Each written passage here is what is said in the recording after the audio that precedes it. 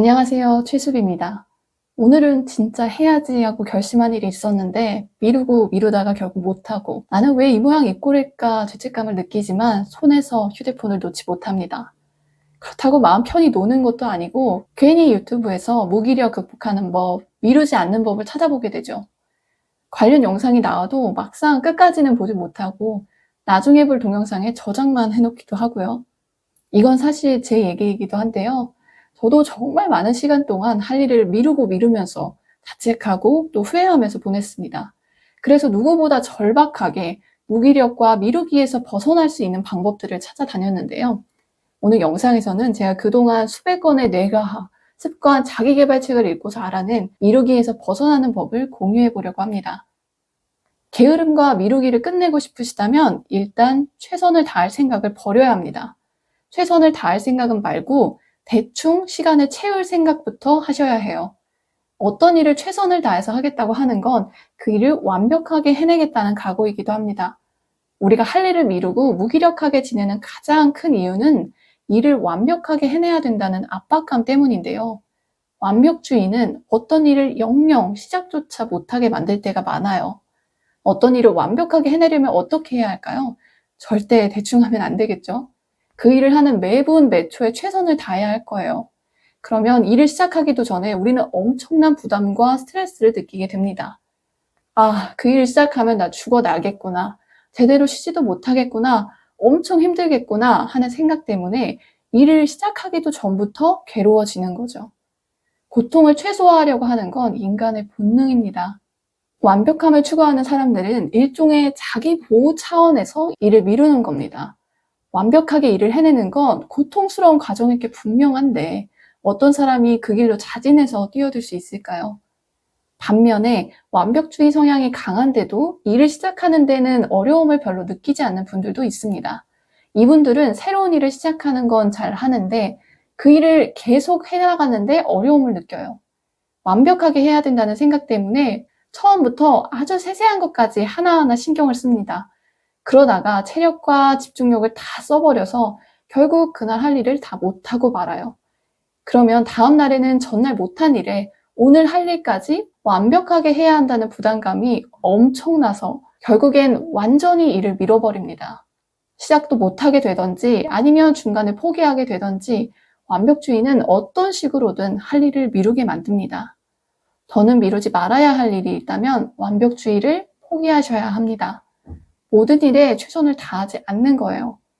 그 대신에 어떤 일을 할 때 정해진 시간만 채우면 나는 내 할 일을 다 한 것이다. 이런 태도로 일에 임하는 겁니다. 그 시간을 얼마나 밀도 있게 보냈는지는 하나도 신경 쓰지 말고요. 100%그 시간에 집중을 하지 못했더라도 일단 정해진 시간을 채우기만 했으면 만족하기로 하는 겁니다. 우리가 완벽주의를 추구하는 이유는 완벽해야만 높은 성취를 이룰 수 있다고 생각해서죠. 그래서 완벽해지기 위해 최선을 다하려고 하는 거고요. 그런데요, 성취라는 건 최선을 다했을 때만 얻을 수 있는 게 아니더라고요. 최선을 다하지 않아도 끊김없이 시간을 채우기만 해도 많은 성취들을 이뤄낼 수 있습니다. 왜 그러냐면요, 생각보다 어떤 일을 꾸준히 하는 사람이 별로 없기 때문입니다. 지금 바로 내가 구독해놓은 채널을 오래된 순으로 한번 살펴보세요. 옛날에 구독을 해놓은 채널 중에서 최근 일주일 동안 영상을 올린 채널이 몇 개나 되는지 한번 확인해 보시기 바랍니다. 아마 손에 꼽을 정도로 많지 않을 겁니다. 그러니 완벽하지 않아도 정말 괜찮습니다. 대충 해도 괜찮아요. 완벽하게 한 번도 안 하는 것보다 차라리 대충 10번 하는 게 10배는 더 나은 선택입니다. 미루기를 피하는 두 번째 방법은 나에 대한 기대치를 낮추는 겁니다. 습관적으로 일을 미루는 나라는 사람을 있는 그대로 받아들이는 거예요. 그래, 나는 일을 미루는 사람이야. 그렇기 때문에 나는 일을 안 미루고 바로바로 하는 사람들보다 훨씬 적은 양의 일을 할 수 있어. 이 사실을 딱히 긍정도 하지 않고 부정하지도 않고 그냥 그렇구나 하고 수용하는 거죠. 보통 우리는 내가 일을 미루는 사람이라는 걸 인정하려고 하지 않아요.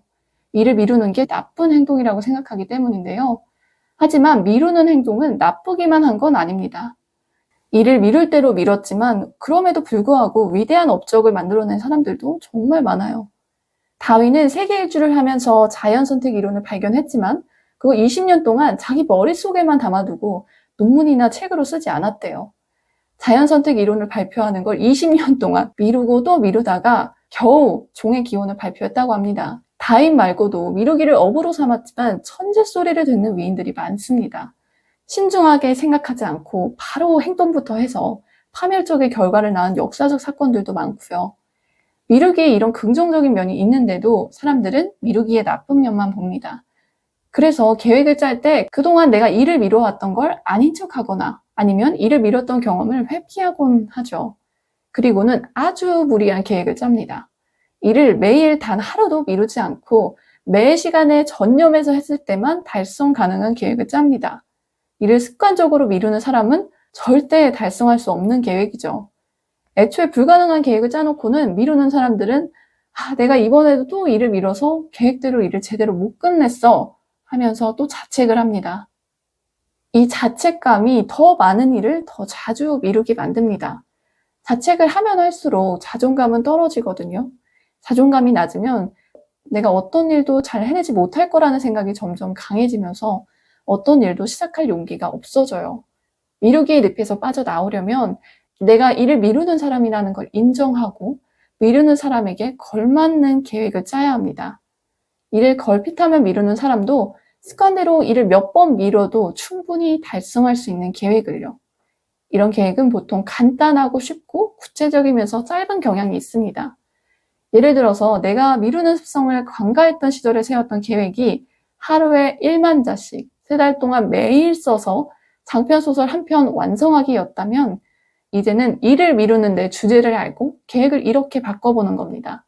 하루에 10분씩 글을 써서 100일 안에 단편소설 한 편 완성하기로요. 너무 현실적이고 쉬워서 그걸 계획이라고 할 수 있나 싶은 수준의 계획을 짜는 겁니다. 그러면 무리한 계획을 짰을 때보다 더 자주 계획을 달성하는 데 성공하게 될 거예요.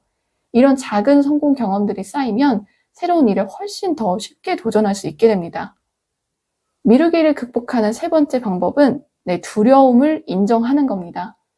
우리는 미루기의 원인을 착각하고는 해요. 내 천성이 게을러서 일을 자꾸만 미룬다고 생각합니다.